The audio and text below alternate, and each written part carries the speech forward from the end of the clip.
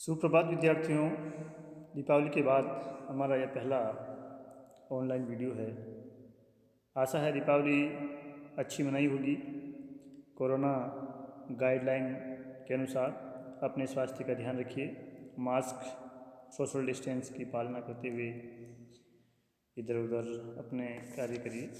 आज का हमारा जो ऑनलाइन वीडियो है वो राजस्थान के इतिहास पर, जो कि बीए पार्ट द्वितीय वर्ष के द्वितीय प्रश्न पत्र से संबंधित है। राजपूतों की जीवन पद्धति के ऊपर आज हम थोड़ी चर्चा करेंगे।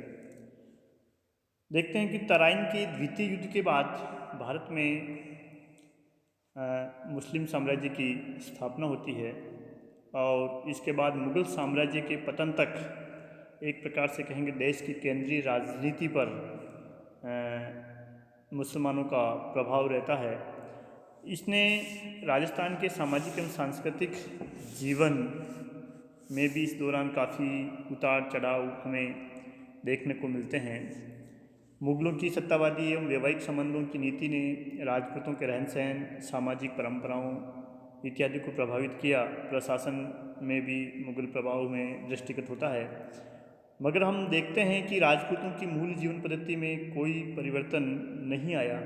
कर्नल टोड ने इस संबंध में लिखा है कि लड़ाकू राजपूतों में उनके पूर्वजों के गुणों जितना सामंजस्य मिलता है उतना अन्यत्र कहीं नहीं मिलेगा।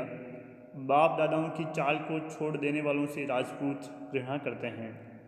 यानी उनके मूल जो उनकी जीवन पद्धति थी, सामाजिक जीवन, उनके रीति रिवाज, परंपराएं, वो वैसी की वैसी ही रही। ठीक है, कहीं पहनावे में, खान पान में या उनके आवासों में ज़रूर हमें मुग़ल प्रभाव या इस्लाम का प्रभाव या मुस्लिम प्रभाव में दिखाई देता है। सामाजिक जीवन में समाज संगठन की हम बात करें तो राजपूत शासक और उनके परिवार का स्थान सामाजिक संगठन में सबसे सर्वोपरि था। राजपूत एक विशेषाधिकार प्राप्त वर्ग था जिन्हें अनेक प्रकार के विशेष अधिकार मिले हुए थे। प्रशासनिक एवं सैन्य व्यवस्था में राजपूतों का महत्वपूर्ण स्थान था। वे अनेक कुलों, उपकुलों व परिवारों में विभाजित थे। कानड़ दे प्रबंध राजपूत जाति के 36 कुलों का उल्लेख करता है। मारवाड़ में ये राठौड़, चंपावत, कुंपावत, जेतावत, उदावत आदि उपकुलों में विभाजित थे। राजपूतों में कुलाभिमान की भावना बड़ी जोरदार थी। वह हमेशा वीरोचित कार्य और धार्मिक कार्य करने के लिए प्रतीक्षा में रहते थे। शिकार खेलना, जंगली पशुओं से लड़ना आदि उनके वीरतापूर्ण कार्य के द्योतक थे। मगर बाद में मुग़ल प्रभाव से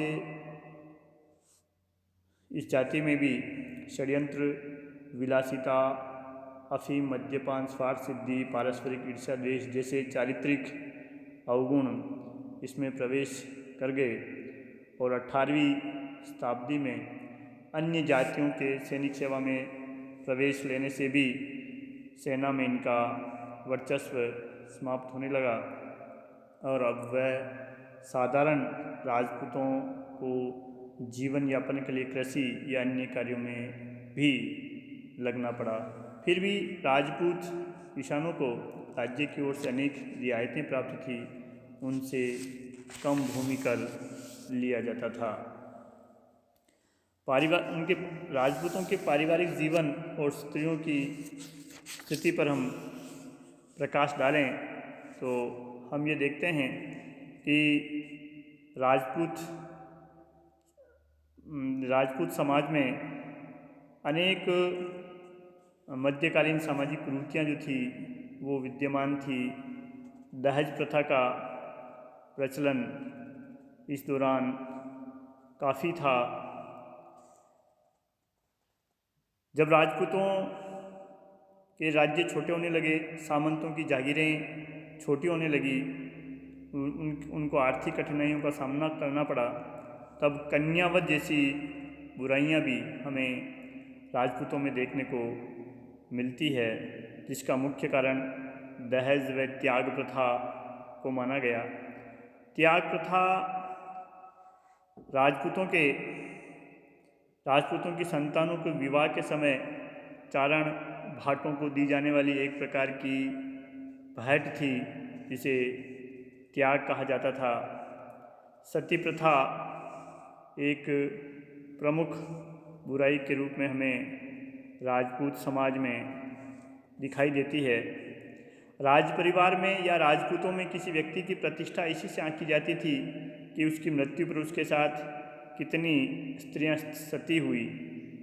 बहुविवाह का प्रचलन था और इनमें विधवा विवाह नहीं होते थे।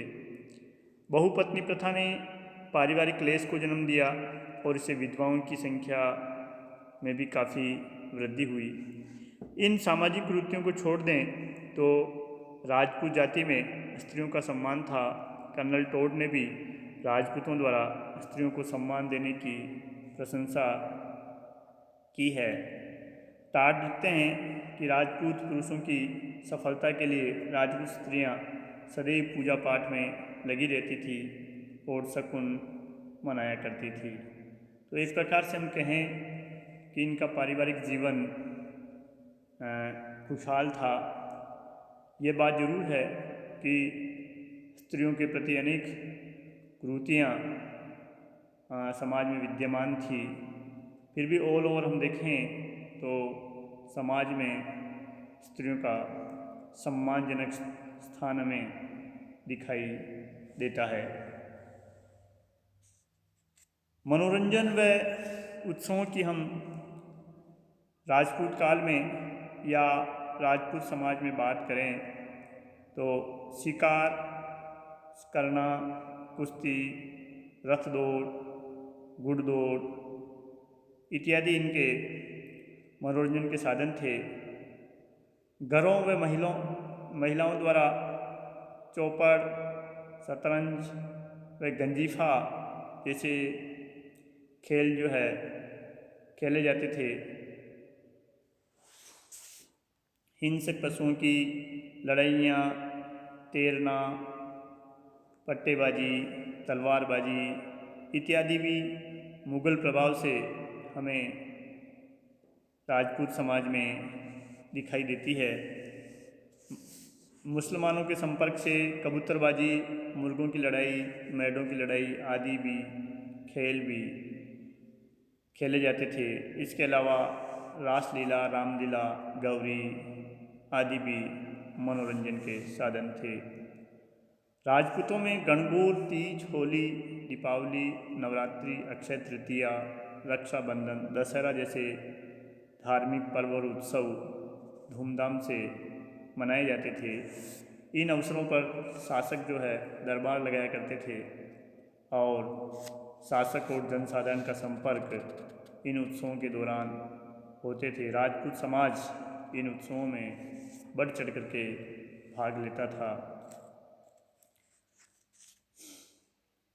उस समय उच्च समृद्ध राजपूत समाज के जो लोग हैं उनके पहनावे पर हमें मुग़ल प्रभाव दिखाई देता है।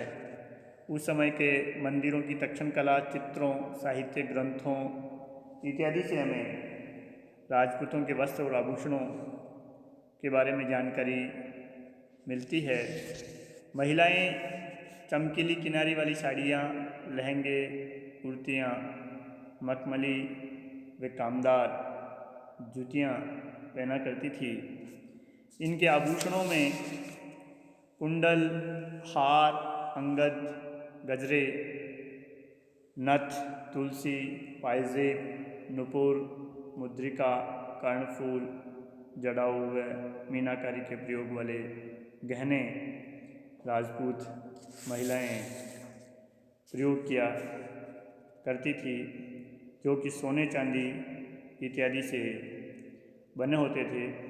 नाक की लौंग और फूल पत्ती के गहनों का प्रयोग मुग़ल संपर्क के कारण समृद्ध राजपूत परिवारों में प्रचलित था। इस दौरान पुरुषों में विशेष तौर से पगड़ी बांधने के विभिन्न तरीके के आधार पर, जैसे उदयशाही, अमरशाही, खंजरदार, खगेदार, शिवशाही और शाहजहानी पगड़ी, उनको नाम दिया गया था पगड़ी को।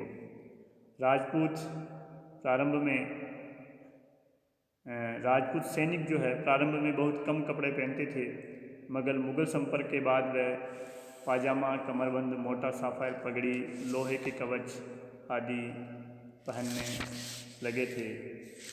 तो इस प्रकार इनके वस्त्राभूषण पर इनकी आर्थिक स्थिति का प्रभाव हमें दिखाई देता है। हम इनकी राजपूतों के धार्मिक या धर्म की बात करें तो वैदिक एवं पौराणिक धर्मों का ये पालन करते थे। शैव, वैष्णव व शाक्त धर्म का इनमें बोलबाला था।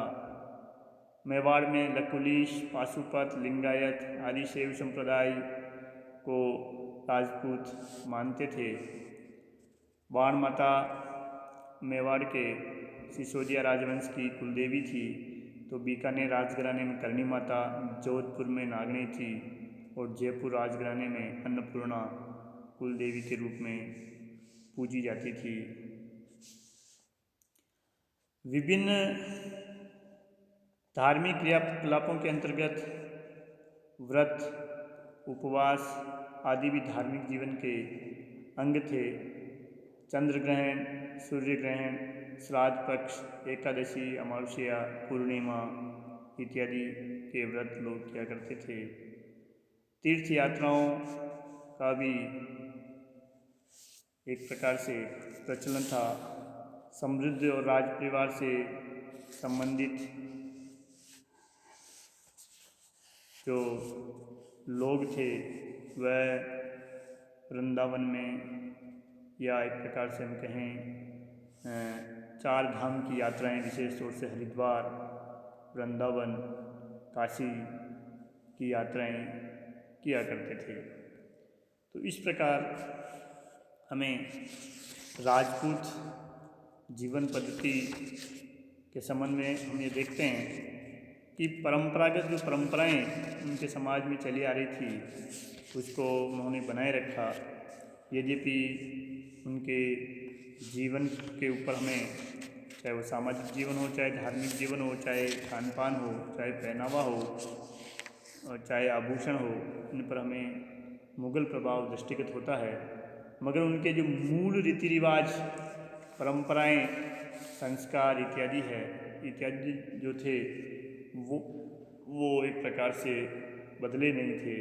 ये हमें कर्नल टोड की टिप्पणी से भी ज्ञात होता है। जय हिंद।